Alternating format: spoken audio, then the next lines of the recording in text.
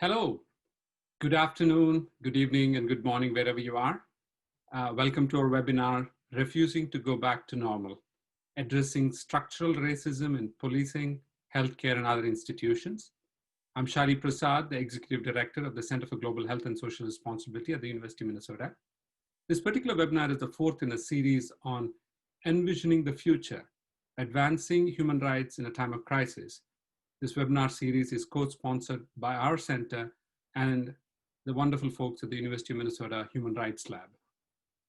We are using this historical moment not just to address the immediate impacts of the COVID crisis, we also want to look beyond the events unfolding on a daily basis, to identify the gaps in protection, and to propose legal and policy changes that will advance human rights in the long run.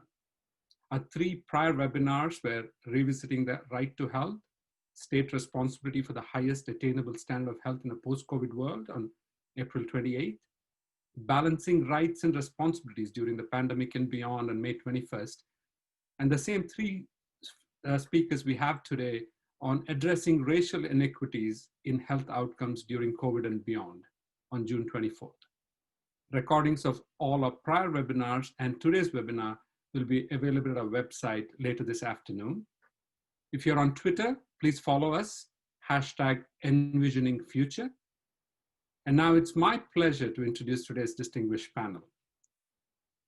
We have Professor Tendayi Achiume, who's a professor of law at the UCLA School of Law and the faculty director of the UCLA Law Promise Institute for Human Rights. She's also a research associate with the African Center for Migration and Society at the University of Witwatersrand. The current focus of our work is the global governance of racism and xenophobia and the legal and ethical implications of colonialism for contemporary international migration. Of particular note, Professor Achiume is a UN Special Rapporteur on contemporary forms of racism, racial discrimination, xenophobia, and related tolerance. Welcome, Professor Achiume. Our next panelist is Dr. Racial Hardeman. Dr. Hardeman is a tenured associate professor in the Division of Health Policy and Management at the University of Minnesota School of Public Health. She's a reproductive health equity researcher whose program of research applies the tools of population health science and health services research to illustrate a very critical and complex determinant of health inequity, racism. Professor Hardeman is a McKnight Presidential Fellow at the University of Minnesota, and she recently received the Academy Health Alice S. Hirsch Emerging Leaders Award for the impact her research has had on health policy. Welcome, Professor Hardeman. And our third panelist is Professor Sirry Alang.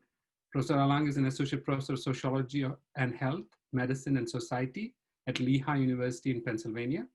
She's also a founding co-director of the Institute of Critical Race and Ethnic Studies and chairs the Health Justice Collaborative at Lehigh University. Dr. Alang's research explores the role of social structures and institutions in creating inequities in health status and many health outcomes across the globe. She's particularly interested in how racism and other structures and mechanisms of exclusion shape health outcomes over the life course. Welcome, Dr. Alang. As you folks are now realizing, this is an eminent group of panelists, and I'm actually thrilled to ask them my questions. We're going to set this up as a brief presentation by our three panelists and followed by questions and answers. If you do have questions, please type them in the Q&A section and I will post them to our panelists. I'm going to start this conversation by asking Professor Achiume. I have two parts to my initial questions. I want us to start looking at the ICERD, the International Convention on the Elimination of All Forms of Racial Discrimination. What are some of the major areas of concern about the US compliance with the ICERD that are raised in reports and analysis? And what issues get the most attention in this global sphere? How does American exceptionalism impact our relationship with the international community on these issues? And what are the best responses to arguments of national sovereignty in dealing with racial inequities? I'm also going to ask you to probably elucidate a little more about examples of standards or practices that have been put in place in other regions of the world regarding reducing disparities and increasing enjoyment of human rights of Black and Indigenous people. what are those experiences telling us, and what can we learn from them? Professor Achiume. Thank you so much, Dr. Prasad, for including me in what I'm very, very excited, a conversation I'm very excited to be a part of, not least because of my co-panelists, from whom I learned so much the last time we were all convened. And thank you for your question as well. So there's a lot in your question, and I might not take them in the order that you gave them to me. And I want to start first with this question of national sovereignty, because it's helpful background, especially for people who aren't familiar with the international system. So as Dr. Prasad mentioned, at the international level, you have a treaty that's called the International Convention for the Elimination of Racial Discrimination. And this treaty is supposed to provide normative guidelines, laws, international laws around eliminating racial discrimination. And it's a treaty that's very widely ratified. It's one of the most widely ratified treaties in the world, including by the United States. And what it means for a country to ratify a treaty is to basically say that it agrees to be bound by those obligations. No country in the world is forced to ratify a treaty. This is definitely an optional exercise. And so oftentimes people will push back against international human rights standards or international law generally, using arguments of sovereignty. So for example, these arguments might be, why should the US be following international law? We are a sovereign nation. We have our own standards. Why should we be bound by these things from external sources? And quite simply, the case is that the US has voluntarily signed up to these norms. It hasn't been forced to do so. These are norms and obligations that the US has taken upon itself. And when it comes to international human rights treaties, including treaties like ICERD, which is the Convention on Elimination of Racial Discrimination, the US was very heavily involved in drafting the international standards. So rather than it being the case that you have other countries in the world trying to tell the US what to do in this space, the US was a front row and center in actually creating these norms in the first place.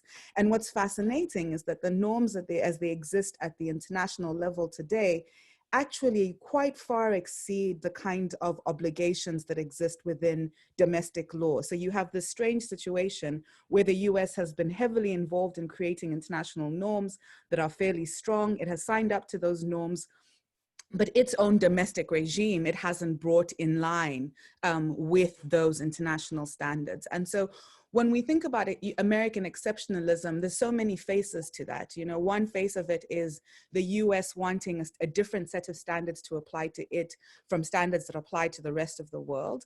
But there's also another dimension that's related, which is that the US will put standards in place, including equality and non-discrimination standards, but then deny its own citizens the benefits of those protections by not implementing them domestically. So the US is championing anti-racism standards internationally, and even when the International Convention against the Elimination of Racial Discrimination was adopted in 1965, the situation in the US was that, you know, Black people, Indigenous people, people of color in this country were still subject to brutal regimes, some of them formal regimes of racial exclusion and subordination. So I want to highlight that element of American exceptionalism, where as a sovereign nation, it helps build an international legal framework, it signs onto that legal framework, and then refuses to implement those obligations domestically. So it's not quite right to say that it goes against US sovereignty to comply with those obligations. I would say that the US has sovereign obligations to its own people to implement the standards to which it has signed up to. So now, in terms of issues of major concern when it comes to what this treaty does, there's a number of different provisions that are in this international treaty that I'm calling ICERD for short. But one of the most powerful innovations of the treaty is to actually give us a definition of prohibited racial discrimination.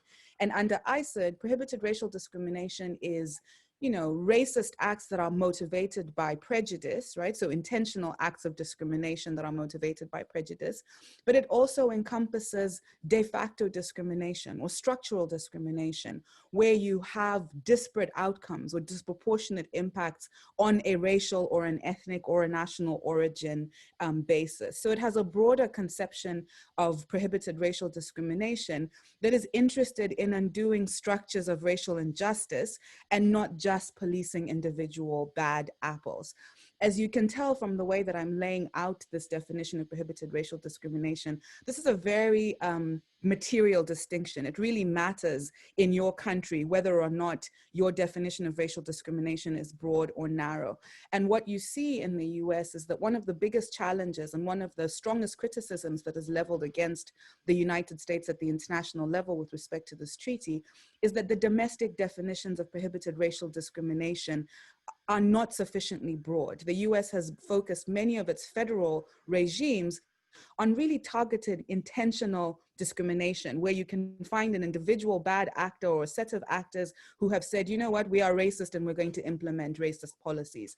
But as we know in the United States, that racial discrimination manifests most powerfully in disparate structures, right? Whether it's in the area of health, whether it's in the area of criminal justice, it's almost as though there are multiple United States, you know, and white supremacy still inflects so many institutions so that outcomes for people of color are fundamentally different from outcomes for white people in this country. Under international law, those disparities would be prohibited, and the government is required to take action, including affirmative action, for example, a concept that now is very contentious within the US. And just as a point of history, the US was instrumental in getting affirmative action to be included in the international treaty. But at this stage, these are policies that are contested. And so one of the big controversies is just the gap between even just the basic understanding of what prohibited under legal regimes is prohibited racial discrimination in the US versus the international arena, and many other countries to which the US would want to compare itself as kind of liberal constitutional peers. So the US is really an outlier in this way. In terms of some of the other issues that come up, you know, over the summer, we were all, I think, gripped by the images of systemic racism within law enforcement tied to the murder of George Floyd and many other people who have been murdered by police and in ways that for which these police officers have not been held unaccountable. And I would say that in my work at the UN, these issues are issues that come up often and issues that have been coming up for many, many years. You know, you might think of Trayvon Martin, you might think of many others who were killed in the past. So the disparities between the US's framework and its approach to criminal justice versus other countries is something that comes up a lot. In the context of the COVID pandemic, I think you see a way in which at the international level, there's often surprise that the US, which is supposed to be one of the wealthiest countries in the world, has socioeconomic disparities and kind of absence of basic welfare protections for its people in ways that are truly stunning. And you see this in the context of the pandemic, where you've had the number of deaths, the amount of devastation that has been experienced isn't quite consonant given the resources and the wealth that exist in this country. And then also the very fact that the way that the pandemic has impacted society gives us a real sense of what race means, right? Race is the structure that basically allocates rights and benefits, and you see who is most impacted by the pandemic in this country in ways that I think have been and are processed as stunning when you step outside of the United States. And I could go on in terms of dynamics or issues that gain attention at the global sphere. But I will say the US's racial justice record is one that is constantly a source of consternation because of the reputation that the US tries to cultivate as a leader of human rights. So it's almost as though the US presents itself as a leader of human rights, you know, propagating democracy all over the world. But when it comes to racial justice and its record of treating people of color in this own country, that brutality is very much not consonant with the reputation that it tries to portray.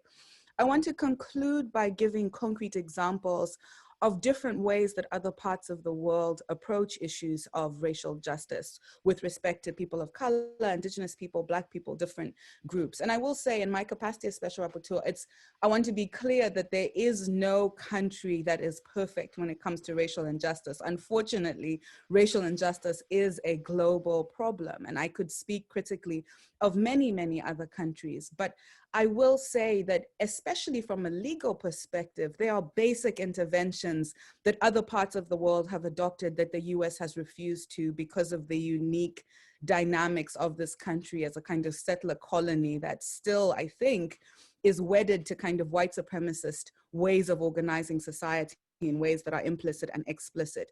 So one is just affirmative action measures that are in place to undo structures of historic racial injustice. In many parts of the world, affirmative action is not considered reverse racism or negative discrimination in a way that in this country it is often framed. In fact, affirmative action policies are considered as central to remedying past injustices that still have contemporary effects. And so that's one area where other parts of the world have said, we are going to develop policies, whether it's in the realm of education or employment, to undo structures of disadvantage that have kept people locked in positions of subordination. Another example that I think is related to affirmative action is reparations, including reparations for Indigenous people, not just for people of African descent. And when it comes to reparations, people in the US will be surprised to learn that Canada, our neighbor, here actually embarked on a project of reparations for First Nations in Canada that were not perfect by any stretch of the imagination, but go far beyond anything that we might imagine happening in the US, in the next couple of years. So even the project of reparations, where here in the US, it's been impossible to even get Congress to pass a bill that would study reparations. There's been a bill that's been pending that is constantly brought, but is pushed to the side. We can't even have a meaningful conversation about reparations. Canada to the north has been able to move far beyond, even though it's not perfect with respect to that. The final example I'll give is a tool that is used in different parts of the world, for example, the UK, which is called, and this tool is called equality impact assessments. And what equality impact assessments are is that in different fields of government, whether it's health, whether it's education, prior to a national government adopting a new policy or a new set of measures, there's a requirement that there be an impact assessment for how those policies are going to affect racial and ethnic minority groups. So in the US, we have impact assessments for the environment, or at least we had them. I'm not sure whether the current administration has gotten rid of environmental impact assessments because I cannot keep up. But in the area of equality, we don't have these. And so you can have the federal government embarking on initiatives that will disproportionately marginalize racial and ethnic groups and Indigenous groups without any kind of assessment of what are the outcomes going to be. And so these three examples that I've given are just basic approaches in other systems that don't solve all problems, but definitely mitigate things that in the US are treated as though there's no way forward, or it's inconceivable that we might go down that route. And it's why I think having conversations that are transnational and international about racial justice are important for people in the United States, because they point to concrete alternatives that we're just not pursuing here. So I'll pause there and can give more clarity on anything I said in the Q&A portion. Thank you, Professor. Dr. Hardeman, I'm a big fan of the work you've done, particularly related to the work around outcomes for Black mothers and babies and the problems we are seeing in the US. Can you explain a bit more about why the mortality rate for Black mothers and babies is so much higher? And how can research like yours help us understand racial disparities and lead to policy changes and practice changes? Have these revelations, are they being integrated into medical training and practice? And then the second part of the question is probably one that a lot of communities of color have been asking. How do you recommend that Black folks best advocate for themselves when interacting with the healthcare system and individuals who often question either the presentation or symptomatology?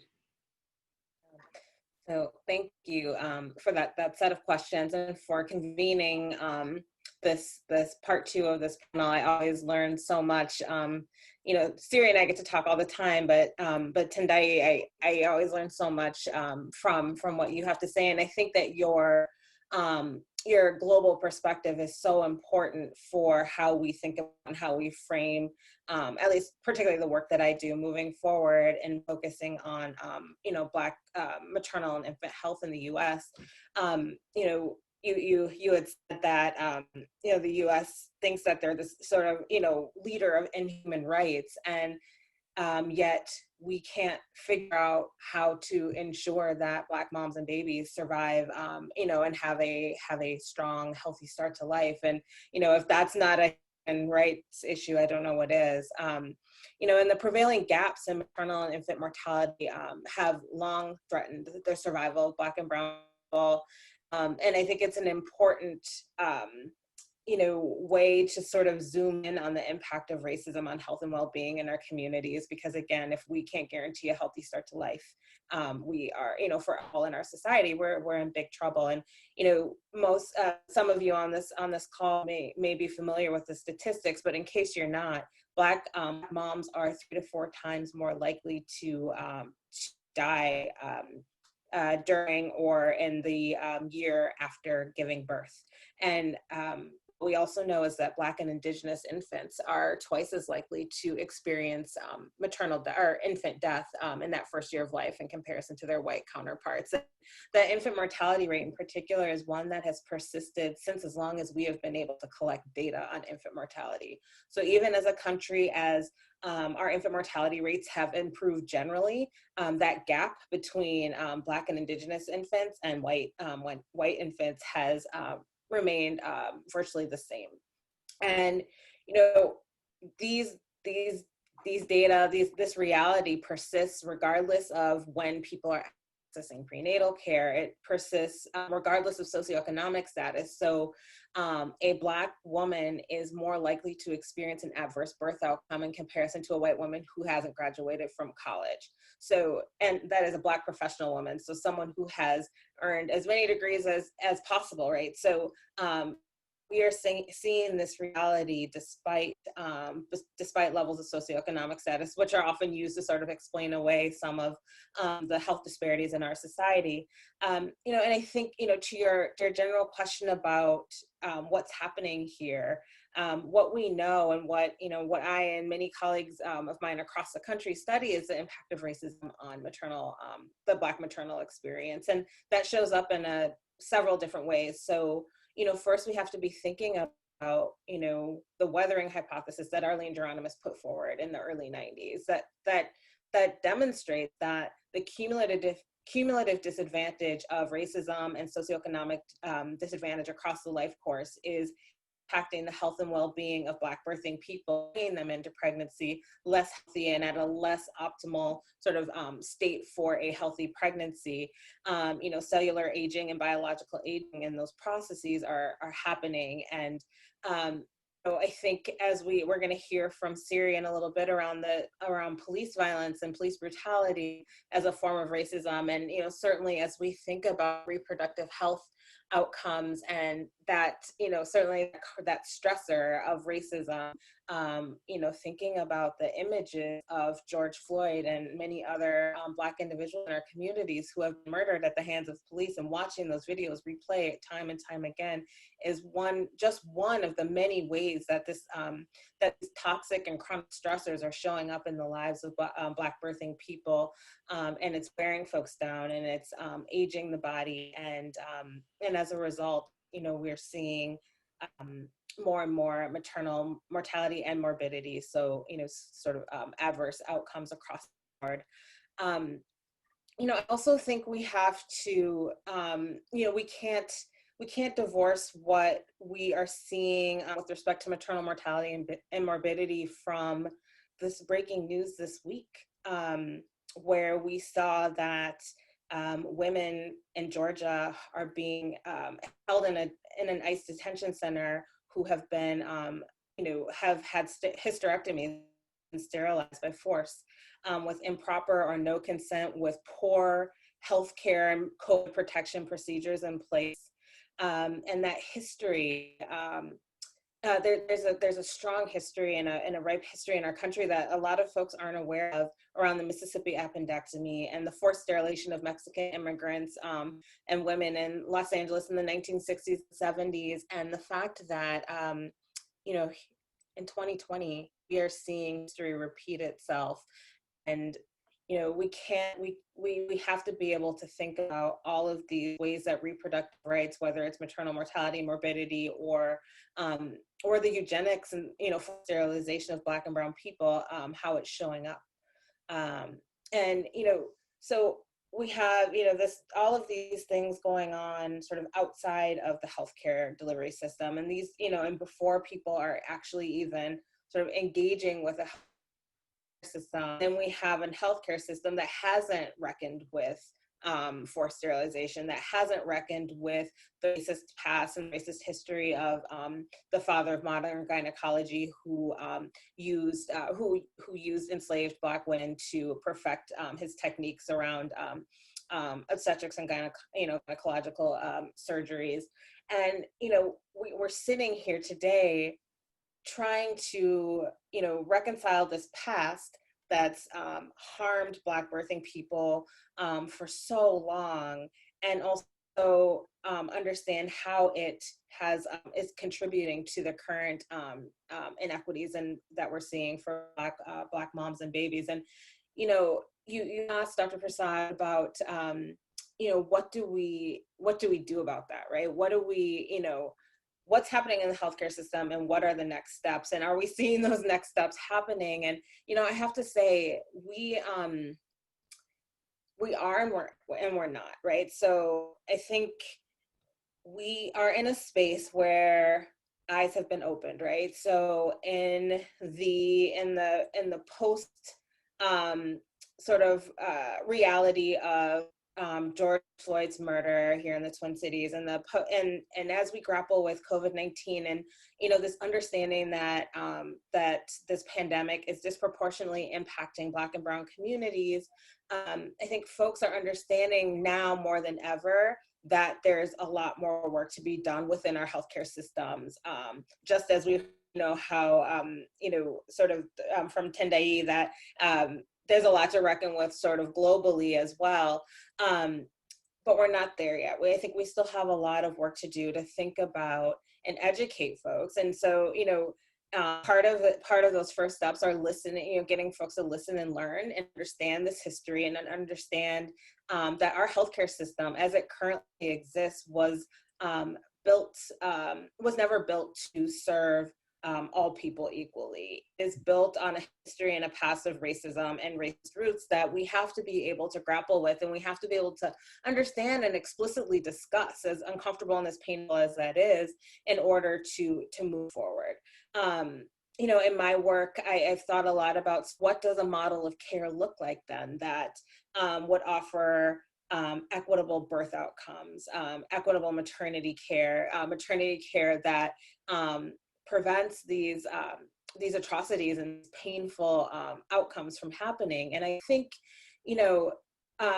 there's a lot of different ways to look at that. I talk in some of my work around the need to diversify the healthcare workforce, but that's only one small piece, right, of this bigger complex issue. I think we have to be thinking about making sort of the mastering of the health effects of structural racism a professional medical competency.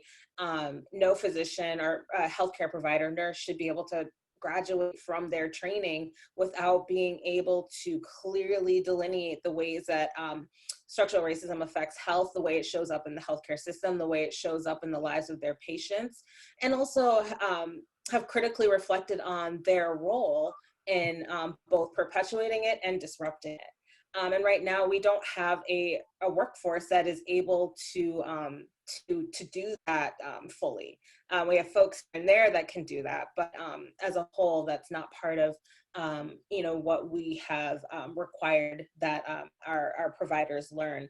To answer your final question around how do you recommend that Black folks best advocate for themselves when interacting with the healthcare system, I get this question a lot, and I always struggle with it, because I think what we're grappling with is not the fault of the people who are being harmed, right?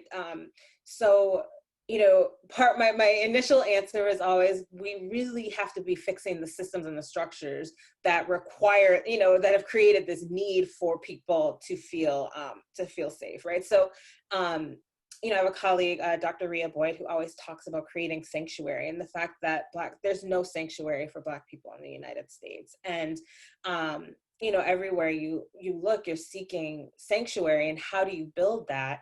And so I think that's an important part of the question, but we also have to hold the folks in power accountable to the fact that that sanctuary doesn't exist. But then, in the meantime, right, because that takes a lot of time, that takes a lot of work, and, and I think we are slowly on that path, at least more so than we ever have been, at least since I've been doing this work, you know, I always say we have to make sure as, you know, patients of color, as Black people accessing a system that was not built to equitably care for them, that you have to be able to speak up and advocate for yourself. But then again, we also know that there's a whole body of research that suggests that if you advocate too much, that can be harmful, right? That can lead to adverse outcomes. But also, you know, making sure that you have a advocate, someone there who's listening and helping and supporting you, and also trusting your gut. I mean, I think that's the primary piece of it that's incredibly important, is to trust your gut. If something doesn't feel right, if an answer or a response or an interaction with your provider doesn't feel good, trust your gut, and it's okay. I think a lot of folks don't realize that it's okay to change providers. It's okay to say, you know, this relationship isn't working. This doesn't feel good. You know, when in my work in pregnancy and maternity care, we see people changing their providers, and primarily it's people of color who are seeking something different, or seeking a new provider that they feel like they can trust, who's willing to honor their lived experience and sort of meet them where they're at and allow for them to be the expert in their own care. And so, I mean, I think those are some of the sort of the ways that folks have to act now to keep themselves safe. But again, you know, we have to be thinking more broadly about how we are going to, as a society, as folks, you know, creating the scholarship in this space, as policymakers, keep people safe. So I look forward to the question and answers, and having a discussion with you all. Thank you. Thank you, Dr. Hardeman. One of our astute listeners just said that Black sanctuaries, historically Black colleges and universities, predominantly Black religious spaces, but those are very few, and majority of the places are not sanctuary areas. Thank you again for your presentation. Dr. Alang, I want to bring you along here. You spoke very eloquently in the first webinar about police brutality in all its forms as a social determinant of health. Can you explain your research and other research that demonstrates that the public health impacts of hostile police practices, particularly in communities of color? And what further research do we need, if at all?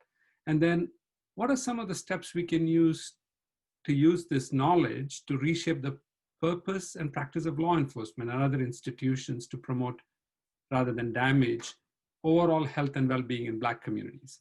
Have you seen any successful reforms of any of the such institutions? Dr. Alang? Thank you so much, Dr. Prasad, and thank you, Dr. Achiume and Dr. Hardeman. It's really a pleasure to have these conversations with you again. And thank you all attendees for being here. I think, you know, everybody knows by now that police brutality matters for public health, and it is a social determinant of health.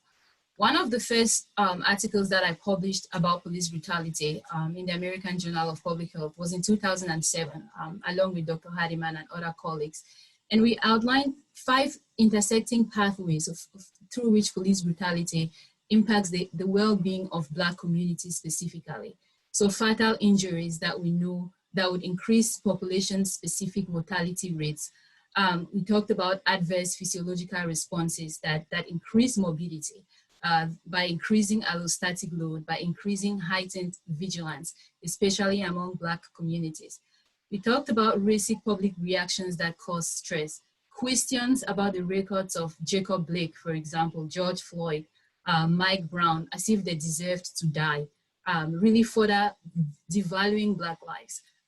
Policing the ways in which Black people respond to police brutality and the ways in which Black people express grief from racialized policing. We talked about arrests and incarcerations, medical, legal, and funeral bills that cause financial strain that impact our communities and that take away from resources that matter for health. And these are all integrated ways in which police brutality, which is a form of structural racism, causes systematic disempowerment of communities of color, and that affects public health. So the most direct things, the direct ways we know is that police brutality, or the most blatant and the most viral incidents of police brutality, is literally killing communities of color. the work of three sociologists, Frank Edwards, Hedy Lee, and Michael Esposito, was published in the Proceedings of the National Academy of Sciences, and it demonstrates that police brutality is indeed one of the leading causes of death among young Black boys and men. So they are 2.5 times more likely to be killed during a police encounter than their white counterparts. It is the leading cause of death more so than diabetes and upper and lower respiratory infections among Black men. Right? Latinxes, Black women and girls, Native Americans are also killed by the police at higher rates than whites. So imagine the preventable deaths, imagine the excess deaths, imagine how more our communities, BIPOC communities, would thrive in the absence of police brutality. Alice Sewell is a friend of mine and a sociologist at Emory University. And their work on this issue is really phenomenal. I encourage attendees to look at their work. They have published extensively on violent and racialized policing, specifically that simply living in an area that is disproportionately policed. So the sheer presence of aggressive police encounters is associated with poor health outcomes, including diabetes. Alice's work, along with Hedy Lee and Justin Feldman, Keon Gilbert, their recent work evaluates some of the gender dimensions of police violence. It kills men quicker, it kills women slower. And they found that women living in neighborhoods that are disproportionately policed are more likely to report diabetes, obesity, high blood pressure compared to men in these neighborhoods. And Dr. Sewell's words, I like to quote, they say women pay the cost of police killings in the form of slow death. One of the things that researchers have known for a long time is that communities who disproportionately experience police brutality have greater distrust in the police. They believe that police will not protect them, that police will kill them on the streets, in their beds, in front of their children.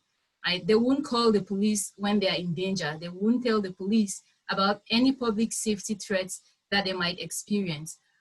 This is a public health issue. This mistrust is not only about the police. It's about the man. It's about the system. It's about institutions. And these institutions include our public health institutions, and they include our medical institutions. In my own work, again, along with Rachel and Donna McAlpine and Malcolm McLean, demonstrates that police brutality shapes the health of communities of color by increasing mistrust in our medical institutions, so making it less likely for people to use healthcare. And we found that when a person has a negative encounter with the police, such as the police cursing them or shoving them, that they are less likely to think that medical institutions have their best interest. This, of course, increases unmet need. And oftentimes, even when we control for issues around cost and other barriers to care or other issues around access to care. There are many public health implications of police brutality. I can go on and on. But if you take a second and imagine what police killings of Black people do to surviving Black people, right? People died because they are Black. The killers of Breonna Taylor are not arrested because she was Black. Black people died because someone thought that they were a threat. They died because someone didn't value their lives. And think about how it feels for Black people, especially Black children, who see someone who looks like them being killed with impunity. Yet they do not see themselves in our classrooms. They do not see themselves in our faculty. They do not see themselves in our curriculum. The stress of losing someone who looks like you and what it means for your own community, and the stress of knowing that that loss is grounded in the color of your skin, and that the color of your skin makes you a second-class citizen as a Black person, as an indigenous person, as a Latinx person. These are the realities of how police brutality affects the health of communities of color. But if we forget about the actual deaths for a moment and think about the constant anticipation that it could happen to you, right? It could happen to someone you know. The certainty, the absolute certainty that you will experience police brutality and police violence in some form, and the absolute uncertainty of not knowing when exactly it would happen, how it would be resolved, what the outcome would look like. The trauma of the history of racialized policing, fear of future experiences. These are the kinds of chronic stressors and the anticipation of them that are often not visible to people who are white or to people that that aren't Black or indigenous or members of other communities of color. But again, it's part of the day-to-day experiences of people of color. I want to go to the second part of your question that talks about what further research do we need. I think we know enough to act. We know so much already, but we also do not know answers to some of the most basic questions. For example, how many people experience police violence? We don't know the answer to that. How many people experience the emotional, psychological intimidation of policing? How many people experience verbal abuse from policing that matters for their health? I think at the federal level that we need these data. We need the Bureau of Justice Statistics and other federal agencies, such as the National Center for Health Statistics, to invest in active and passive surveillance of police brutality. And our National Health Interview Service must also include measures of stressors that are pertinent to all individuals, especially police brutality, which we know is a salient stressor among communities of color. Questions about how often people have been pulled over by the police. Right? We found out after Philando Castile's death that he was pulled over 49 times in 13 years. Right? So these kinds of indicators, measures can be powerful indicators of the extent of the everyday stressors, such as police brutality in communities of color. But the connections between police brutality and other institutions, so medical institutions, long-term care facilities, children, youth, and family services, our educational institutions need to be made, because that is exactly how structural racism works. And so research like what Dr. Hardeman is doing, measuring structural racism, is really, really critical, and we need to continue to be able to do that. Now, you asked about some of the steps that we can take to use this knowledge to reshape the practice of law enforcement. I really believe that we have to defund the police. But let me provide some context.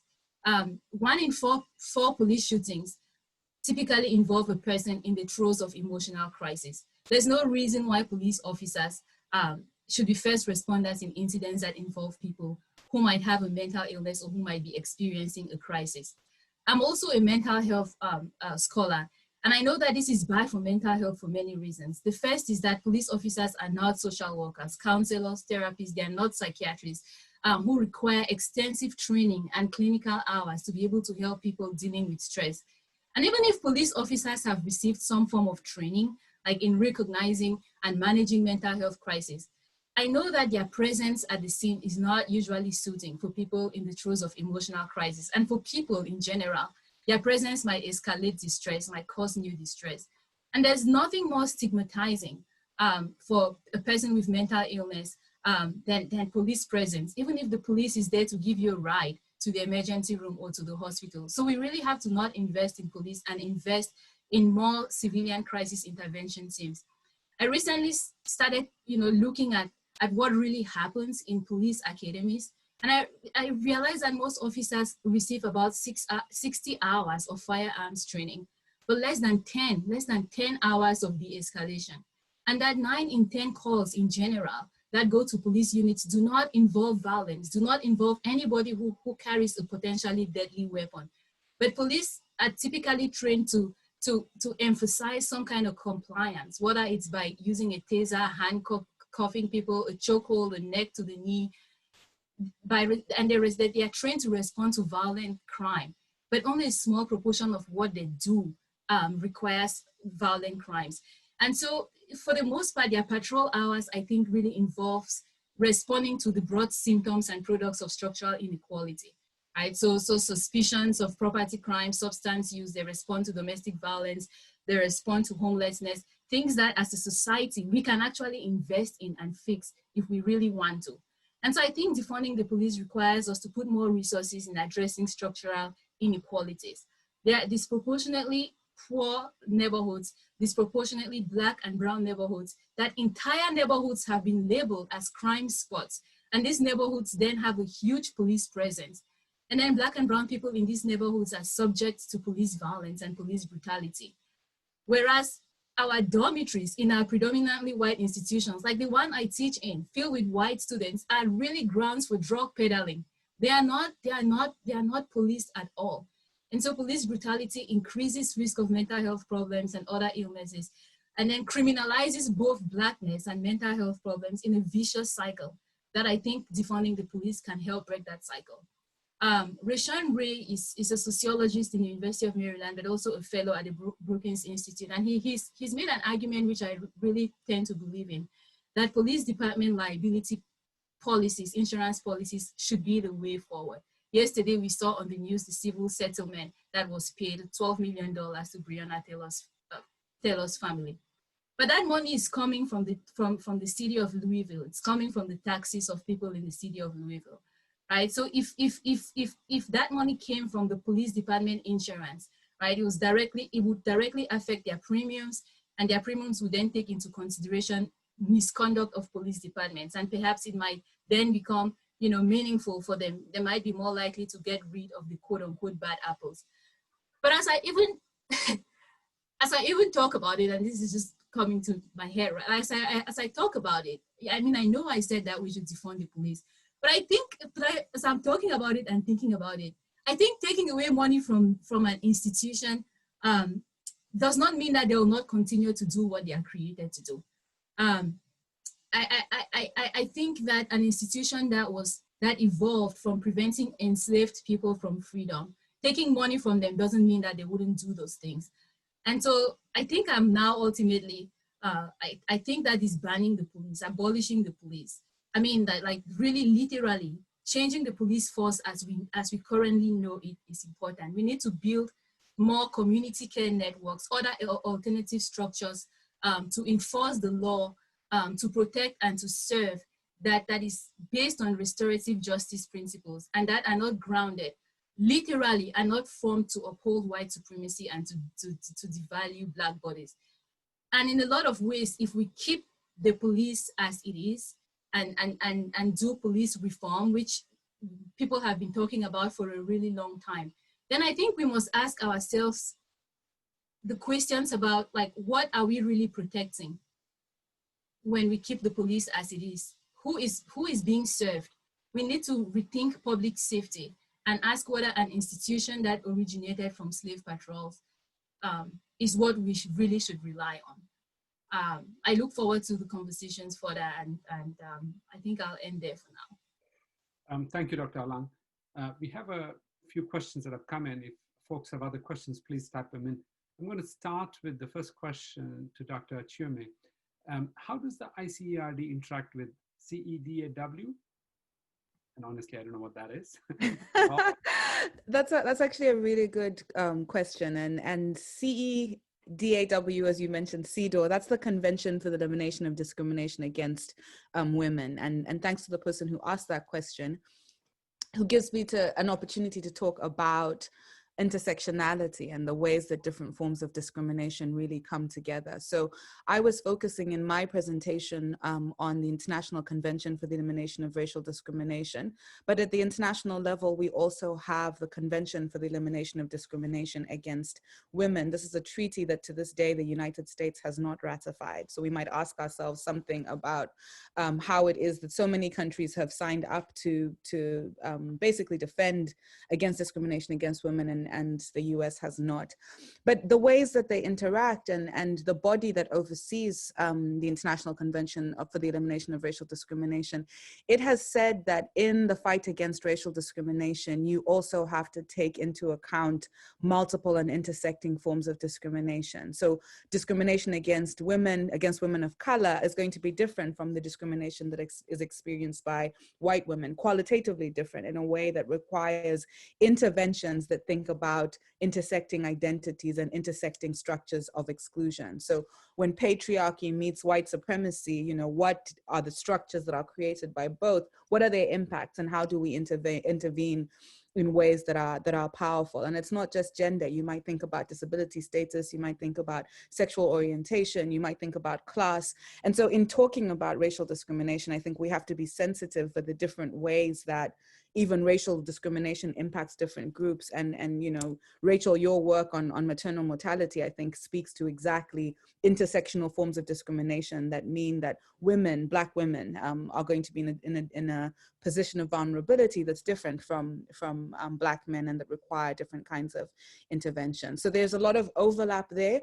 And what you see, this is an interesting development, is that even though the US hasn't ratified CEDAW. There are some cities like Los Angeles, which is the city that I live in, that has adopted CEDAW, the treaty, as an ordinance at the city level. And so city officials have basically said, we want these international guidelines that prevent discrimination against women to apply at the local level, even though national governments have not done this. And for those of you who are interested in the forms of advocacy that you could engage in, all of those, the ways in which the US is out of step with international guidelines, you can think about local level advocacy that might bring your cities into compliance with international law in ways that sidestep what's happening at the federal level.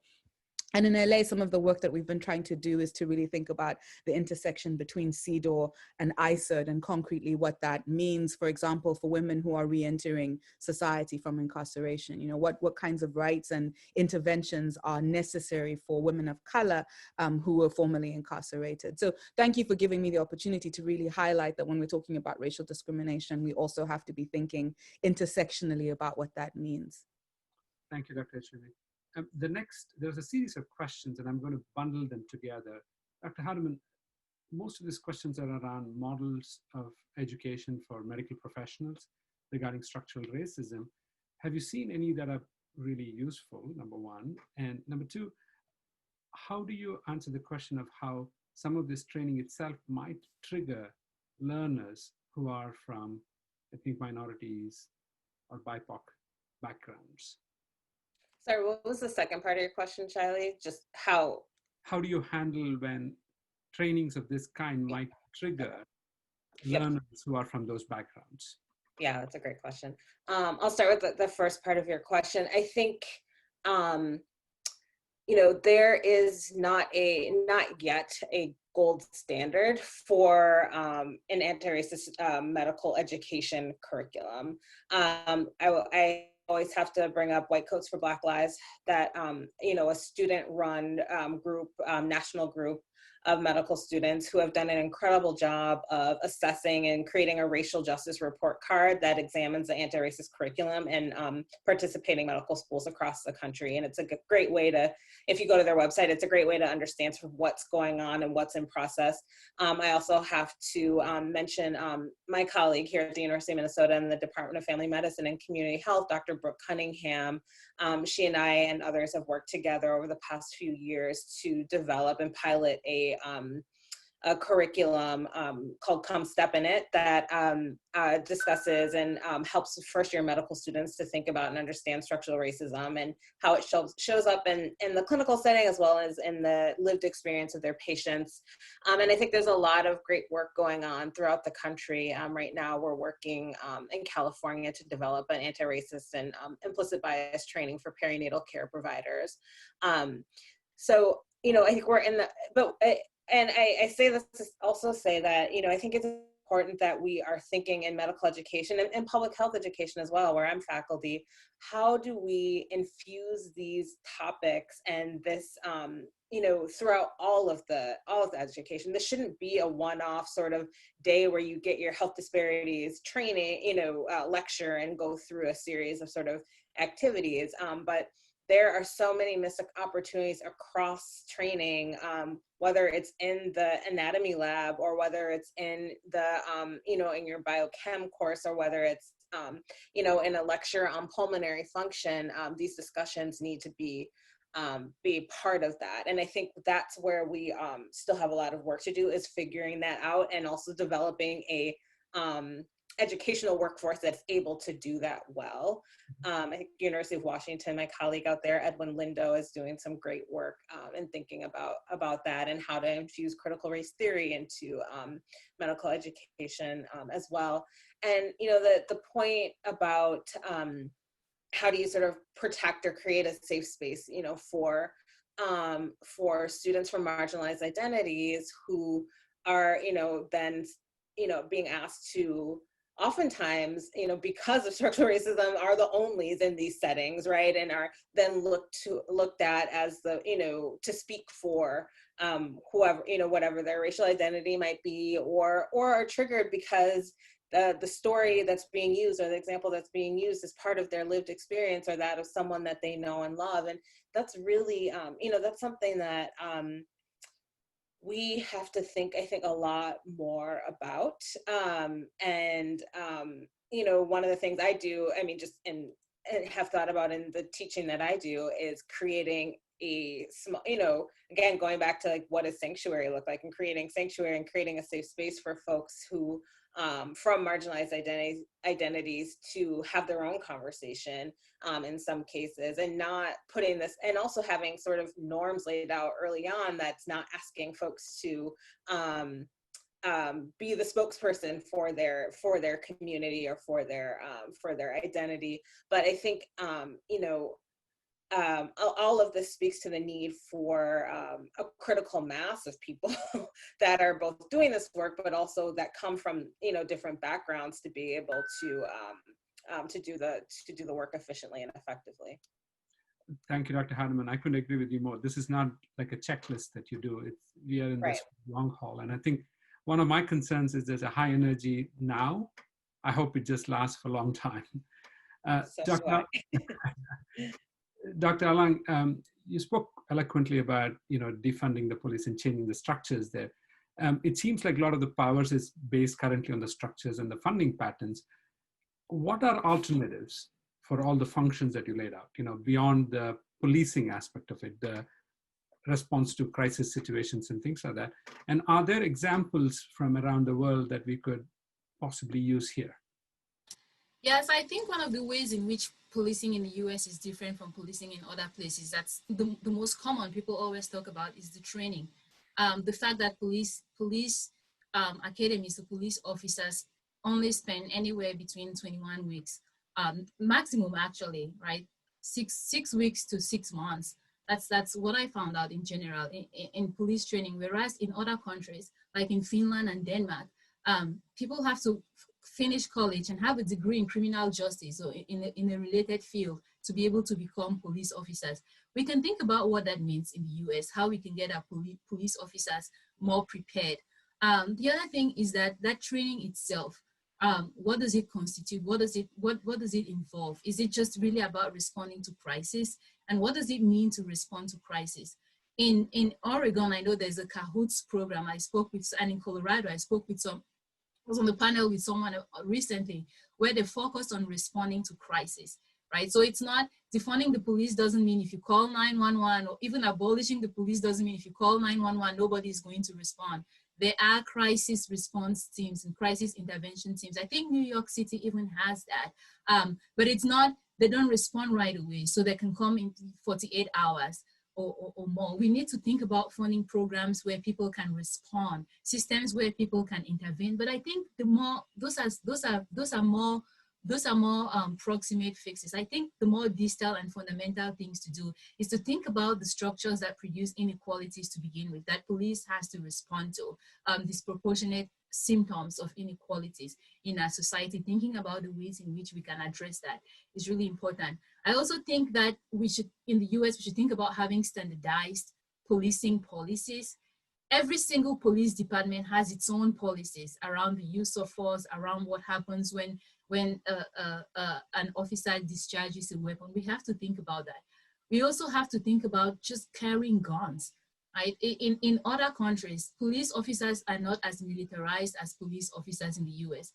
And police officers have argued that they carry guns because 40% of the US population own guns, and so they don't know where they are going to. And that makes sense. So then we should have a broader conversation about gun violence, about access to guns to begin with.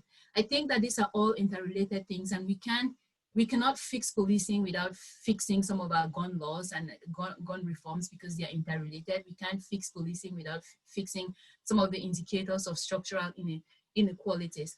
The final thing that I'd like to say around the recent George Floyd Policing Act, I think if that passes, that there are good things about it, that, you know, for example, if we had a database of the bad apples, George Floyd would probably not have died because the officer that killed him he would not have been allowed to still work.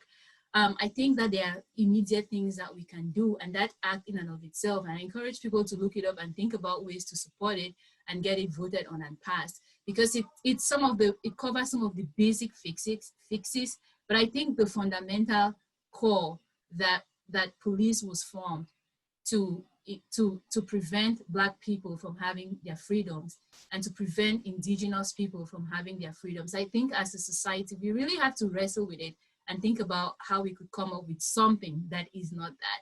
And I think being humble and learning from other countries, going off topic, even our response to the pandemic, like being humble and learning from what other countries are doing is really important, not just for police brutality, but for, you know, a lot of the current things that are affecting population health, especially communities that are already marginalized by structural inequalities. Thank you. And I know there's a lot of questions. Unfortunately, we won't be able to get to that. We are on the top of the hour already. My thanks to all the panelists. Really appreciate your insight into this really important event. Participants and others, if you are interested in watching this again, this will be uploaded to our website later this afternoon. I want to remind folks that we have the next webinar is on September 16th. It's on gender, human rights, and COVID-19. Same time, it's at 1 p.m. Central Time, Wednesday, September 16th. I hope to see you then. Bye now.